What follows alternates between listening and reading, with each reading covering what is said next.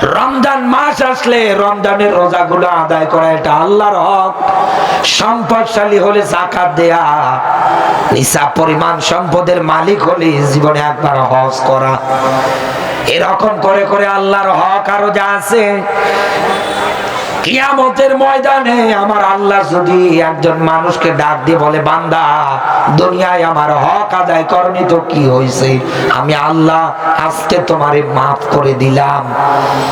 একবার চিন্তা করেন তো, আমার আল্লাহর কি কারো কাছে জবাব দেওয়া লাগবে, কৈফিয়ত দেওয়া লাগবে? এমনকি তামাম দুনিয়ার মানুষগুলোকেও যদি আল্লাহ মাফ করে দেয়, আমার আল্লাহর তো কারো কাছে জবাব দেওয়া লাগবে না, কারো কাছে কৈফিয়ত দেওয়া লাগবে না। কারণ কোরআনে কারিমে আল্লাহ নিজে তার নিদর্শনটা সুন্দর করে ব্যাখ্যা করেছেন। আল্লাহ পাক বলেন, ইয়াউমা লা তামলিকু নাফসুন লিনাফসিন শাইআ ওয়াল আমরু ইয়াউমাইযিন লিল্লাহ। আল্লাহ পাক বলেন, কিয়ামতের ময়দান এমন একটা ময়দান, কারো কোনো পাওয়ারগিরি, নেতাগিরি, সামসাগিরি কিছু চলবে না। আমি আল্লাহ যাকে কথা বলার অনুমতি দেব, শুধু সে কথা বলতে পারবে, এ ব্যতীত আর কেউ কোনো কথা বলবে না। এই হকগুল্লাহ, আল্লাহর হক যদি আল্লাহ কিয়ামতের ময়দানে ইচ্ছা করে মাফ করে দেয়, আমার আল্লাহর তো কারো কাছে কৈফিয়ত জবাব দেওয়া লাগছে না, এটা আল্লাহর ব্যাপার। কিন্তু আরেকটা হক তো আছে, হকুল ইবাদ, বান্দার হক। আপনি রাজনীতিতে এসে এই 16-17 বছরে কারো জীবন থেকে 14 বছর বিনা কারণে কেড়ে নিয়েছেন। আপনি অন্যায় ভাবে কাউকে 3 বছর, কাউকে 10 বছর একাধারে আয়না ঘরে পর্যন্ত আটকিয়েছেন। এত নির্যাতন আপনি চালালেন। ওনার স্ত্রীর হক ছিল, মা বাবার হক ছিল, সন্তানের হক ছিল, সারা বাংলার মানুষদের হক ছিল, তামাম বিশ্বের মানুষদের হক ছিল। সবাই মনের মধ্যে তামান্না আশা নিয়েছিল কোরআনের পাখিটা আবার ময়দানে আসবে, কিন্তু আপনারা আসতে দিলেন না। তাকে দুনিয়া থেকে পর্যন্ত আপনারা বিদায় করে দিলেন। যার চাওয়া ছিল আর একবার আল্লাহর রাসূলের রওজাটা পর্যন্ত জিয়ারত করা, আর একটা বার কোরআনের ময়দানে আসা, এই যে বান্দার এই চাওয়াগুলো দুনিয়ার ময়দানে একটাও আপনারা আদায় করতে দিলেন না। রাজনৈতিক প্রতিহিংসার দিকটার দিকে আপনি তাকিয়ে বিনা কারণে অন্যায় ভাবে তাকে আপনি হত্যা করলেন। শুনে রাখেন বন্ধু, এখন যে আপনি হাত তুলে দোয়া করেন, আল্লাহ তুমি আমারে মাফ করে দাও, আরে ভাই এটা তো আল্লাহর হক না, এটা তো বান্দার হক।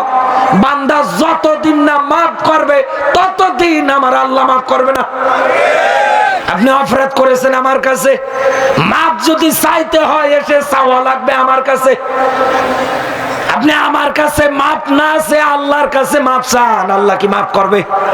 আরো জোরে বলেন, মাফ করবে? বাংলাদেশের হিসাব অনুসারে বলছি, এবার এই মানুষগুলো তো কেউ কোনোদিন কোনোভাবে মাফ করবে না, এটা তো আমি জানি। কিন্তু আপনারা যে এখন একাধারে এই কথাগুলো বলছেন যে আমরা ভালো হয়ে গেলাম, আমরা এই হয়ে গেলাম, জায়নামাজ আর তাসবিহ ছাড়া কোনো কিছু বুঝছি না এখন।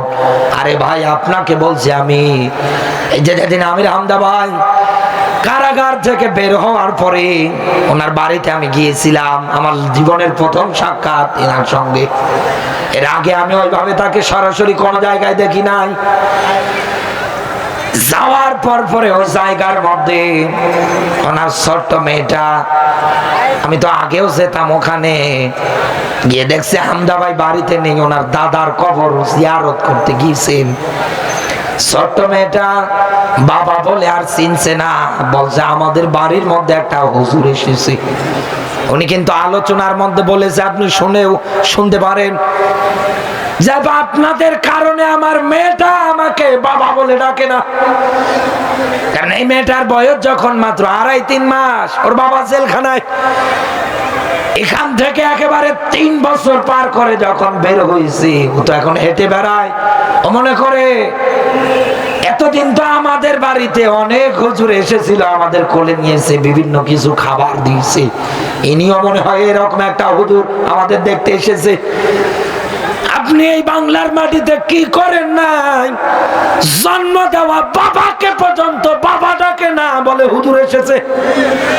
আপনি তার মনের অবস্থা জেনে নেন, কি পরিমাণ কষ্ট তার মনের মধ্যে। এরকম যদি একটা পরিবারের সঙ্গে হতো তাও তো মানা যায়, কিন্তু আপনি দুনিয়ার ময়দানে রাজনীতিতে এসে একটা দুইটা পরিবার না, এরকম হাজার হাজার পরিবারের সঙ্গে এই রকমটাই করেছেন। আমি সেদিন ইন্টারনেটে ডক্টর শফিকুল ইসলাম মাসুদ ভাইয়ের একটা বক্তৃতা শুনতেছিলাম। উনি বলতেছিলেন এইভাবে যে আমাকে গ্রেফতার করার পরে আমার স্ত্রীকে পর্যন্ত র্যাবে আটকালো। একটা পর্যায়ে চতুর্দিকে টানা হেঁচড়া শুরু করে দিয়েছে। আমার স্ত্রী ডাক দিয়ে বলছে, দেখেন আমার পেটে বাচ্চার শরীরটা ভালো লাগছে না, যা জিজ্ঞাসা করার এই জায়গায় করেন। ওনারা তারপরেও মানে নাই, বরং খারাপ মন্তব্য করে বসেছে যে আপনার স্বামী জেলখানায় আর আপনার শরীর খারাপ হয় কেমনে। কত নিকৃষ্ট মনের মন মানসিকতা। একটা পর্যায়ে এই যে পরেশানি একাধারে সহ্য করতে না পেরে প্রসব বেদনা শুরু হয়ে গিয়েছে। তাড়াতাড়ি করে সিজার করে বাচ্চাটারে ডক্টর দুনিয়ায় এনেছেন। শেষে কয়েক মিনিট পরে বাচ্চাটা দুনিয়ার থেকে বিদায় নিয়ে চলে গিয়েছে। উনি কাঁদছে আর ডাক দিয়ে বলছে, আপনাদের কারণে আমি আমার সন্তানের মুখটা পর্যন্ত দেখতে পারি নাই, আমি আমার সন্তানের জানাজার নামাজের ইমামতিতে দাঁড়াতে পারি নাই, আমাকে কবরের পাশে পর্যন্ত দাঁড়াতে দেওয়া হয় নাই। এই বাচ্চাটার কি কোনো অপরাধ ছিল? আরো জোরে বলেন, কোনো অপরাধ ছিল? তো আপনারা তো এখন একাধারে বড় বড় আল্লাহর ওলি সেজে বসে আছেন। সেদিনে যে শামীম ওসমানকে দেখছি ইন্টারনেটে, সৌদি আরবিয়ানরা যেভাবে পোশাক পরে ওই রকম পোশাক পরেছে, ফেসবুকে ছবি দিয়েছে, নিচে একজন লিখে দিয়েছে কাইফা হালুকা। চিন্তা করেন তো, বিশাল বড় আল্লাহর ওলি এরা এখন এই বাংলাদেশে। আরে ভাই, মাপ পাওয়ার ক্ষেত্রে এই দুনিয়ার ময়দানে অপরাধ যার কাছে হবে মাপ চাওয়া লাগবে তার কাছে। আপনি তো অপরাধী এনার কাছে, আপনি তো অপরাধী আমার কাছে, আমার কাছে মাপ না আছে, আপনি আল্লাহর কাছে মাপ চান মানে? এমনকি এই জালেমদেরকে এতদিন দুনিয়া যারা সাপোর্ট করেছিল, রায় দিয়ে ভোট দিয়ে ভোটের বাক্স চুরি করার দিক দিয়ে যারা সহযোগিতার টপ লিস্টে ছিল, এরা অপরাধ করার পরে যা এরকম গুনাহ হয়েছে, এদেরকে সমর্থন রায় যারা করেছে সবগুলোরও কিন্তু সমান সমান। আসরের নামাজের পরে পয়গম্বর লূত আলাইহিস সালাতু ওয়াস সালামের কাছে দুইজন ফেরেশতা এসে ডাক দিয়ে বলে, পয়গম্বর আপনি এই জায়গা থেকে আপনার অনুসারী যারা আছে তাদেরকে নিয়ে চলে যান, খবরদার ইল্লাম রাতা আপনি আপনার স্ত্রীকে নেবেন না। গাজীপুরবাসী মনের মধ্যে প্রশ্ন আসতে পারে, লূত নবীর স্ত্রীর কি চরিত্র খারাপ? উনি কি চরিত্রহীনা? কোন মুফাসসির আয়াতের ব্যাপারে এরকম ব্যাখ্যা দেয় নাই। সব মুফাসসিরের এটাই ব্যাখ্যা দিয়েছেন, ওই সময়ে খারাপ লোকদেরকে তলে তলে সাপোর্ট করতেন একাধারে।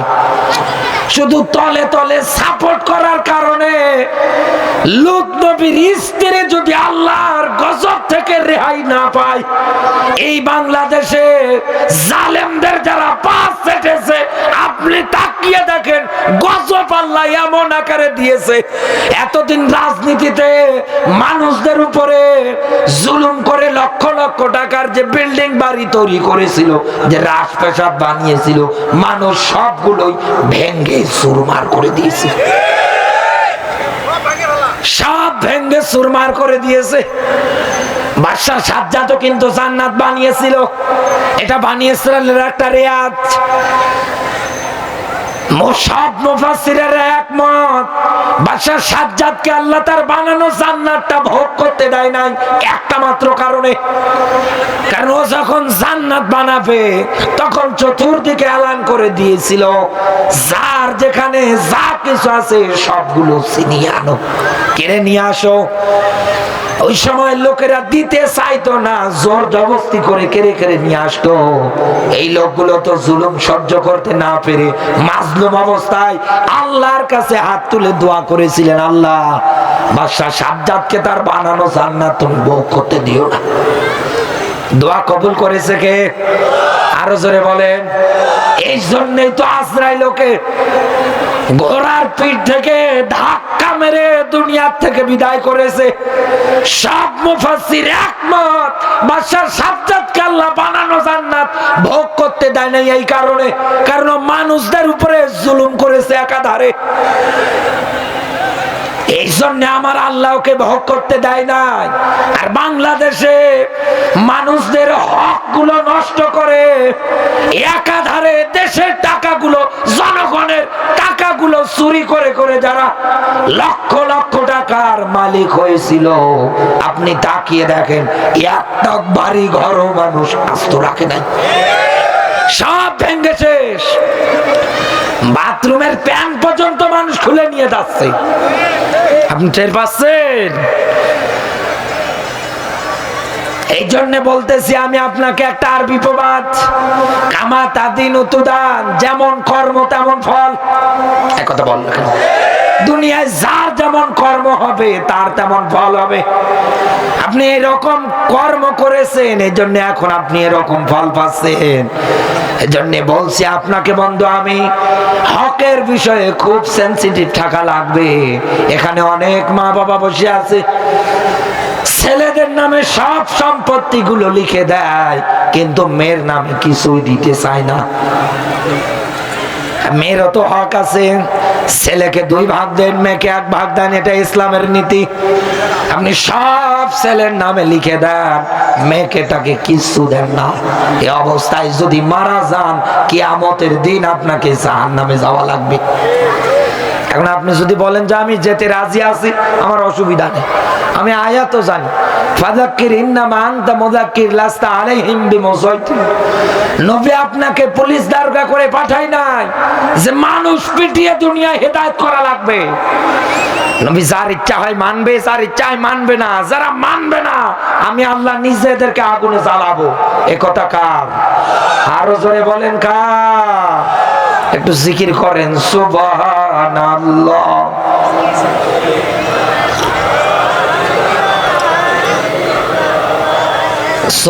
সুবহানাল্লাহ।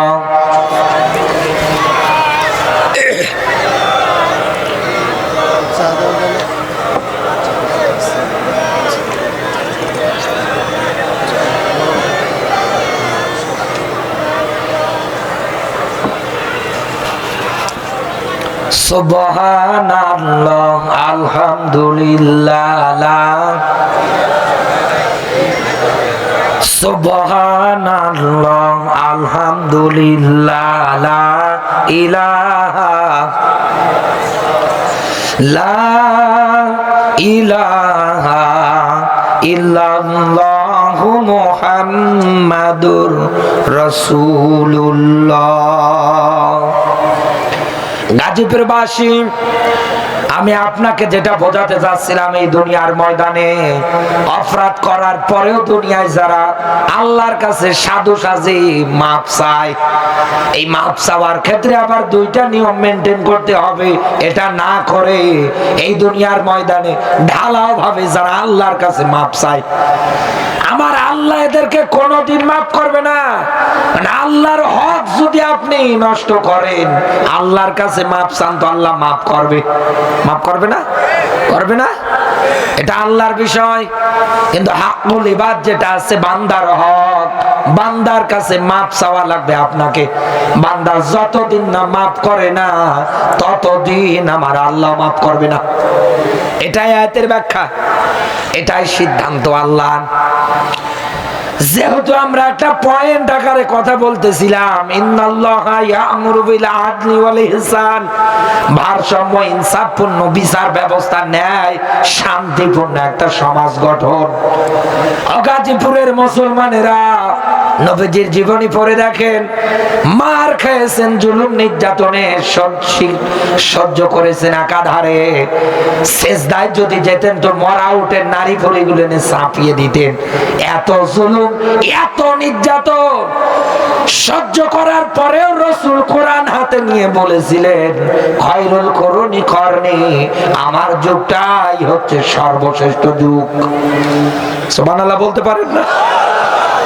রাসূল মার খালেন, নির্যাতন সহ্য করলেন, 82 বার ডাইরেক্ট ইনডাইরেক্ট মারার টার্গেটে পড়লেন। এত কিছু একাধারে সহ্য করার পরেও রাসূল কিন্তু এই কোরআন হাতে নিয়ে বলেছিলেন, আমার যুগটাই হচ্ছে সর্বশ্রেষ্ঠ যুগ। আগামীতে আপনি এই দুনিয়ার ময়দানে সর্বশ্রেষ্ঠ এরকম একটা যুগ যদি দেখতে চান, আল্লাহর কোরআন ব্যতীত মানব রচিত কোন বিধান দিয়ে সম্ভব না। রাসূল জানিয়েছে, মান ক্বালা বিহি সাদাকা, দুনিয়ায় যারা কোরআন দিয়ে কথা বলে এরাই কেবল সত্য কথা বলে। এই দুনিয়ার ময়দানে কোরআন দিয়ে যারা বিচার করে এরাই কেবল দুনিয়ায় ন্যায় বিচার করতে পারে। আগামীতে আমরা ন্যায় এবং সত্য, ইনসাফপূর্ণ একটা বিচার ব্যবস্থা কায়েমের জন্য চেষ্টা চালাচ্ছি। কারণ আমরা এই বাংলাদেশে একাধারে দুই বুবু শাসন দেখেছি, চাচা এরশাদকে দেখেছি। কথা বলে না কেন? কেউ কোনদিন এই সমাজের মধ্যে শান্তি আনতে পারে নাই।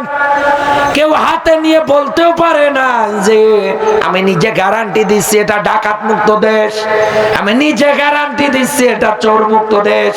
এরকম কেউ গ্যারান্টি দিতে পারে নাই। পেরেছে? আরো জোরে বলেন। কেউ কোনোভাবে পারে নাই।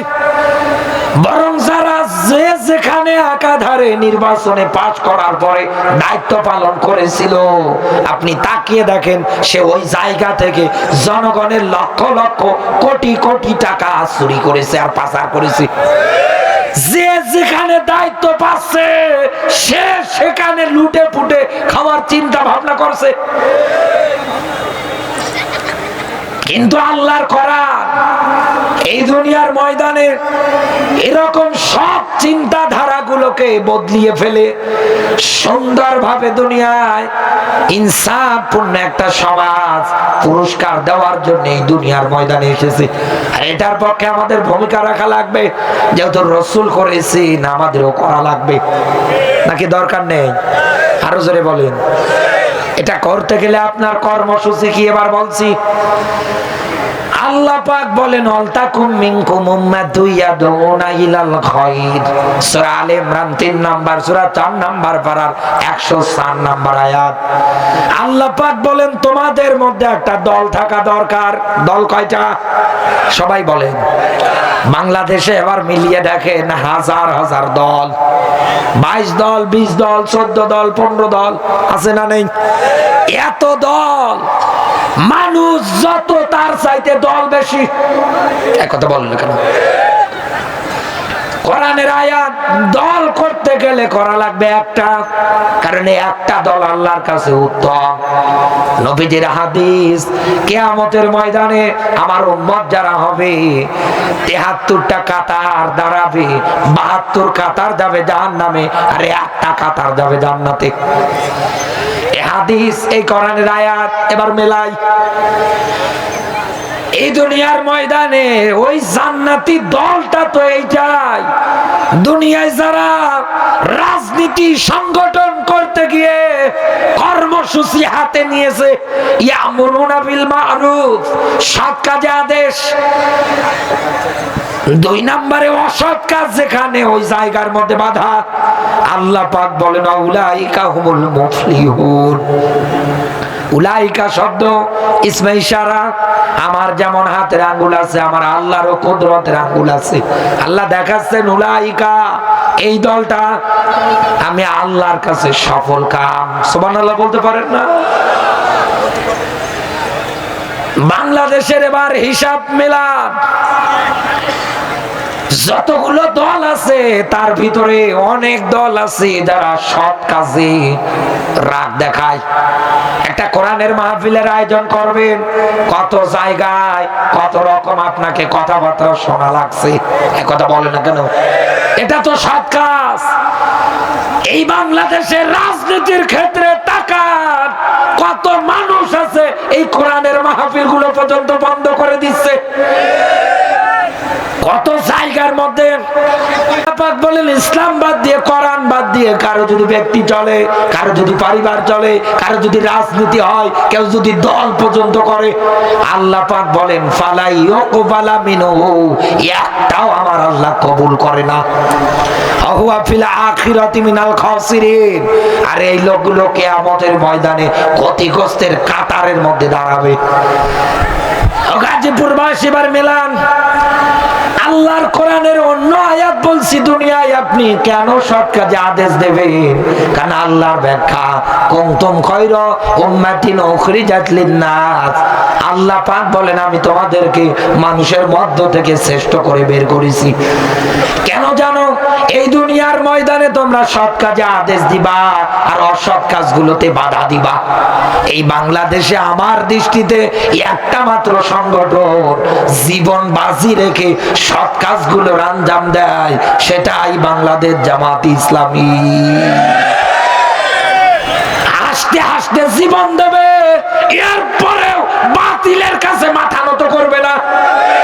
এই সমাজে তারা কোনোদিন কোন জায়গায় কোন গান বাজনা অশ্লীল লিপ্ত দৃশ্য সাপোর্ট করবে না, কারণ তারা জানে ফাকাদ দাল্লা দালালাম বাইদা, এগুলো আল্লাহর পথ থেকে মানুষদেরকে দূরে সরে নিয়ে যাওয়ার মাধ্যম। ও বাংলার মুসলমান, এই হিসাব অনুসারে আমরা দুনিয়ার ময়দানে যদি রাজনীতিটা করতে পারতাম, সব মুসলমান গুলো যদি এই প্ল্যাটফর্মে এসে ঐক্যতার কাতারে শামিল হতে পারতো, এই বাংলাদেশে কোনোদিন কোন জালেম নতুন করে তৈরি হওয়ার স্বপ্ন দেখতো না। কিন্তু আমরা তো মানি না, আমরা পারি না।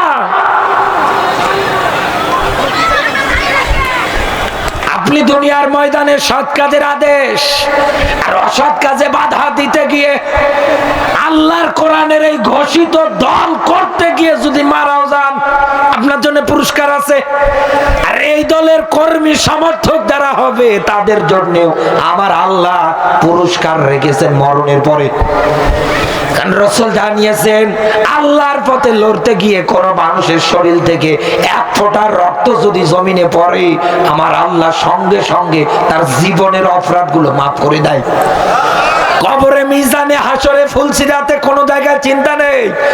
আল্লাহ ডাক দিয়ে বলবে ফাম্মা মান উতিয়া কিতাবাহু বিয়ামিনিহি, বান্দা এই যে আমল নামা আমি আজকে তোমার ডান হাতে দিলাম। এই কারণেই দিলাম কারণ কিয়ামতে আমি আল্লাহ রাব্বুল আলামিন জানি জালেম যারা আছে তারাও এই জায়গার মধ্যে উপস্থিত হবে। সুম্মা ইলাইনা তুরজাউন, সবাই দাঁড়াবে। আর এই জায়গার মধ্যে আমি আল্লাহ তোমাদের এত সম্মানিত, এত মর্যাদা দিচ্ছি এই কারণে, কারণ দুনিয়ায় তোমরা আমাকে পাওয়ার জন্য ত্যাগ স্বীকার করেছো, কষ্ট স্বীকার করেছো, হাজারো জুলুম নির্যাতনের স্টিমুলাস চালিয়েছে, এরপরেও বাতিলদের কাছে তোমরা মাথা নত করো নাই। আমি আল্লাহ যেভাবে চলতে বলেছি ওইভাবে চলেছো। এই জন্য আমার তোমার ক্ষেত্রে ব্যাখ্যা ফাসাউফা ইউহাসাবু হিসাবা ইয়াসিরা, আমি আল্লাহ আজকে তোমার হিসাবটা পর্যন্ত একেবারে সহজ করে দিলাম। বাংলার মুসলমান যারা আছে, আল্লাহ সর্বশেষ আল্লাহর পথে লড়াকু সৈনিক যারা হয়, শাহাদতের মর্যাদা পেয়ে যারা মারা যায়, আমার আল্লাহ তাদেরকে ডাক দিয়ে বলবে আজকে তোমার আহাল বর্ডার থেকে 70 জন মানুষের জন্য আমার কাছে সুপারিশ করো। আমি আল্লাহ বলছি আজকে তোমার সুপারিশ আমি আল্লাহ গ্রহণ করব। একমাত্র শহীদ যারা আছে তাদেরকে আল্লাহ কথা বলবে। এখানে আলেম যারা আছে জিজ্ঞাসা করে দেখেন আপনি, এই জন্য কোরআনে কারিমে আল্লাহ রাব্বুল আলামিন নিজে ব্যাখ্যা দিয়েছে। আল্লাহ পাক বলেন মিনান নাবিয়্যিনা ওয়াস সিদ্দিকিনা ওয়াস শুহাদাই ওয়াস সালিহিন ওয়া হাসুনা উলাইকা রাফিকা। বলেন আল্লাহু আকবার। আল্লাহ বলেন আমার কুদরতের আঙ্গুলে ইশারা করা, আমি নিজে এই জায়গায় উলাইকা ইসমে ইশারা শব্দ দিয়ে আঙ্গুল দিয়ে দেখাচ্ছি। এই দুনিয়ায় বন্ধু হিসাবে যদি নিতে চাও, 4 প্রকার মানুষ তোমাদের উত্তম বন্ধু। তার 1 নম্বরে মিনান নাফিকিন, দুনিয়ায় যারা নবী, এখন তো নবী রাসূল দুনিয়ায় নেই, কোন জায়গার মধ্যে আমরা তাদের দেখতেও পারছি না। একথা বলেন না কেন? রসুলের উপরে কিতাব আল্লাহ নাজিল করেছেন আছে, রসুলের সুন্নাহ মোবারক আছে, তিনি রেখে গিয়েছেন আমাদের জন্য। ও বাংলার মুসলমান, তাহলে আপনি বন্ধু হিসাবে কাকে নেবেন? এই জন্যই রসুলের হাদিস আল উলামা ওয়ারাসাতুল আম্বিয়া, আমার পর পরে এই দুনিয়ার ময়দানে নাইবে নবী তারা, দুনিয়ায় যারা আলেম। কথা বলে না কেন? আলেমের মধ্যেও আবার ভাগ আছে। ওমান আযলামু মিম্মান কাতামা শাহাদাতান ইনদাহু মিনাল্লাহ। এই দুনিয়ার ময়দানে আলেম তো ওটা না যে কোরআনের হক সত্য কথা জানার পরেও গোপন করে দেয়, এটা সবচাইতে বড় জালেম দুনিয়ায়। এরকম জালেমের পিছনে নামাজ হবে না, কারণ আল্লাহ ওকে লানত দেয়। ওর একটা রুকু, একটা সেজদা, একটা তাসবিহ আল্লাহ কবুল করে না। বাস্তবতা তো এটাই। কিন্তু আজ আমরা এই দুনিয়ার ময়দানে আলেম চেনার ক্ষেত্রে অনেক মানুষ আছে ভুল করে, কানে হাত দিয়ে কত মানুষকে দেখবেন শুধু কবরের নিচে ওয়াজ করবে। আরে ভাই, জমিনের উপরে দাও দাও করে আগুন জ্বলে, এই আগুন আগে আপনাকে নেভানো লাগবে। আপনি এগুলো না বলে, সমাজে সুদ চলছে একাধারে। ইয়া আইয়ুহাল্লাযীনা আমানু লা তাকুলুর রিবা, আল্লাহ পাক বলেন চক্রবৃদ্ধির সুদ খাবে না। আজ হাজারো পরিবার ধ্বংস করে দিচ্ছে এই সুদের কারণে, হাজারো পরিবার নষ্ট হচ্ছে। এক কথা বললেন না কেন? রাসূল জানিয়েছেন আপন মায়ের সঙ্গে জিনা করার মতো অপরাধ। আর সমাজের মধ্যে ঘুষ দিয়ে, আজ দুর্নীতি দিয়ে, আজ চাঁদাবাজি দিয়ে একাধারে ভরে যাচ্ছে। আর ইনি কানে হাত দিয়ে শুধু কবরের নিচে ওয়াজ করে। আপনি এগুলো বন্ধের জন্য মুসলমানদের মাঝে ব্যাখ্যা দেন যেগুলো বন্ধ করা লাগবে একাধারে। আপনি এগুলো বলতে পারেন না। আপনাকে বলছি বন্ধু, বন্ধুর তালিকায় যদি আপনি কাউকে বেছে নিতে চান, তাহলে 1 নম্বরে ওই মানুষকে নেওয়া লাগবে যে মানুষ কোরআনের কথা বলতে গিয়ে কোনো বাতিলের রক্তচক্ষুকে ভয় করে না। বাংলাদেশের সিস্টেমটা এরকম, কারো কালেমা কারো রুজি রুটি যোগায়, আর কারো কালেমা দেখবেন তার লক্ষ লক্ষ টাকা পয়সার মালিক বানিয়ে দেয়। এই ডক্টর কফিলউদ্দিন সরকার, কথা বল না, এগুলো তো আলেম নামের বড় জালেম। স্বৈরাচারদের 5টা সরকারি আলেম ছিল এরা। আমার সাইয়েদ কুতুবের কথা মনে পড়ে যাচ্ছে। ওনার যখন ফাঁসি হবে ডাক দিয়ে বলছে তাড়াতাড়ি করে পড়েন লা ইলাহা ইল্লাল্লাহ মুহাম্মাদুর রাসূলুল্লাহ। তিনি আফসোস করে ডাক দিয়ে বললেন আমাকে কালেমার তালকিন দিতে এসেছো? বলে হ্যাঁ। তো বিনিময় কি বাবা? বলে আমার তো বেতন ভাতা আছে। বলছে বড় আশ্চর্য বিষয়, আমি কালেমার ব্যাখ্যা লেখার কারণে জেলখানায় আমাকে কিছু সময়ের মধ্যে ফাঁসিতে ঝোলানো হবে, আর একই কালেমার তালকিন দিয়ে তুমি বেতন ভাতা পাও। তাহলে এখান থেকে এটাই প্রমাণিত কারো কালেমা কারো রুজি রুটি যোগায়, আবার কারো কালেমা ফাঁসির দড়ি পর্যন্ত নিয়ে যায়। এই দুনিয়ার ময়দানে বন্ধুর তালিকায় যদি আপনি কাউকে নিতে চান, এরকম মানুষের নেওয়া লাগবে। 2 নম্বরে সিদ্দিকিন, 3 নম্বরে শুহাদা, 4 নম্বরে সালিহিন। এরপরের ব্যাখ্যা ওয়া হাসুনা উলাইকা রাফিকা, আল্লাহ নিজে দেখাচ্ছেন এরা তোর বন্ধু। ঢাকাবাসী এবার মেলান, আমি যে কথাটা বলার জন্য এত দূর পর্যন্ত এসেছি সেই শব্দটুকু হচ্ছে শুহাদা।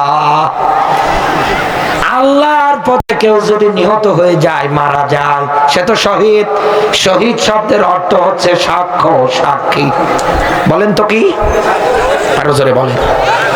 সাক্ষ্য, সাক্ষী। শহীদ যারা হয়, কোরআনের ভাষা ওয়ালা তাকুলু, আল্লাহ পাক বলেন খবরদার এদের মৃত বলবে না, বরং এরা জিন্দা। এরা আমি আল্লাহর কাছ থেকে রিজিক পাই। এখান থেকে এটাই প্রমাণিত, শহীদ যারা হয় আল্লাহর কোরআনের ভাষা অনুসারে তারা মরে না, তারা জিন্দা থাকে। আমার আল্লাহ তাদেরকে রিজিক পর্যন্ত দেয়।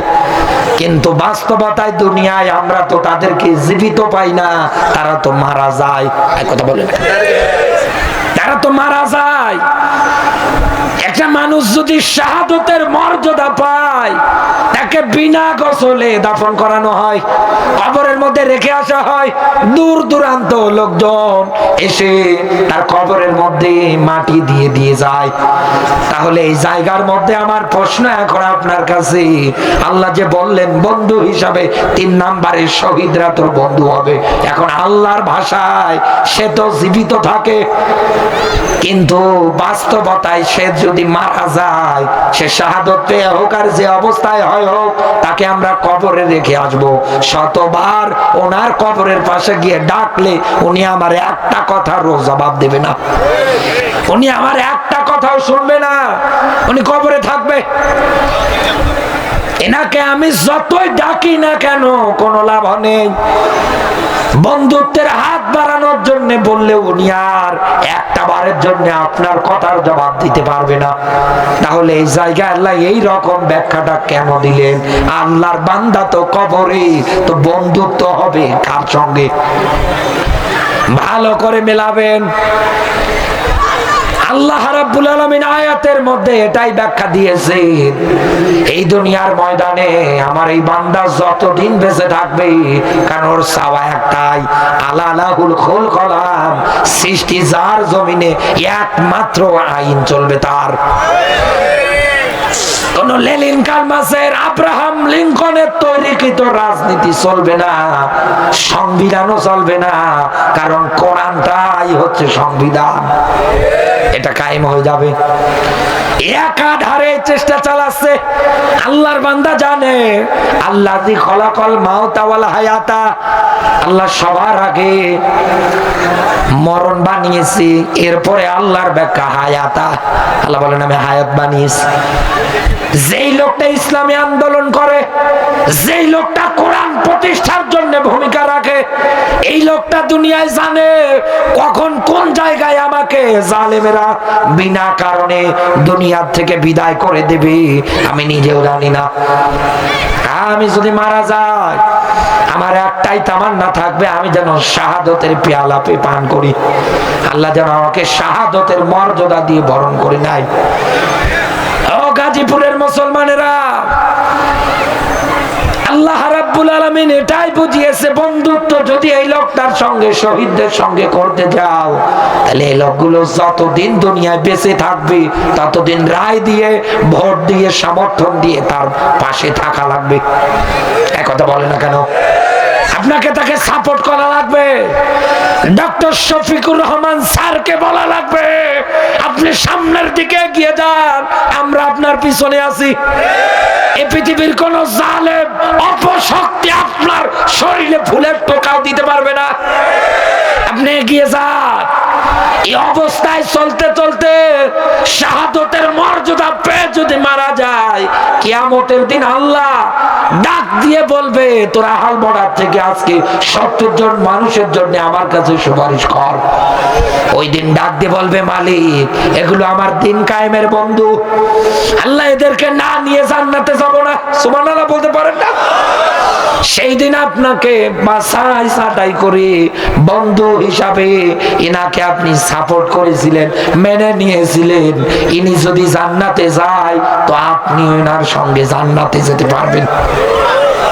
এটাই তো বুঝিয়েছে আল্লাহ। কিন্তু আমরা এই দুনিয়ার ময়দানে না বোঝার কারণে অনেক মানুষ আছি মন খারাপ করি, অনেক মানুষ আছি রাগ দেখাই। দেখেন বন্ধু, এখানে রাগ দেখার বিষয় না। আজ যারা বলেন এই দেশে টুপিওয়ালা যে রাজনীতি করে, এ কোরআনের বিধানকে কায়েম করতে চায়, এ কোরআন থাকবে মসজিদে, এ কোরআন থাকবে বাড়িতে, এ কোরআন তো ছোট ছোট বাচ্চারা পড়বে, এ কোরআন দিয়ে আবার রাজনীতি করা লাগবে, এ কোরআন দিয়ে আবার দেশ চালা লাগবে, এ কোরআন দিয়ে আবার সংসদ চালানো লাগবে।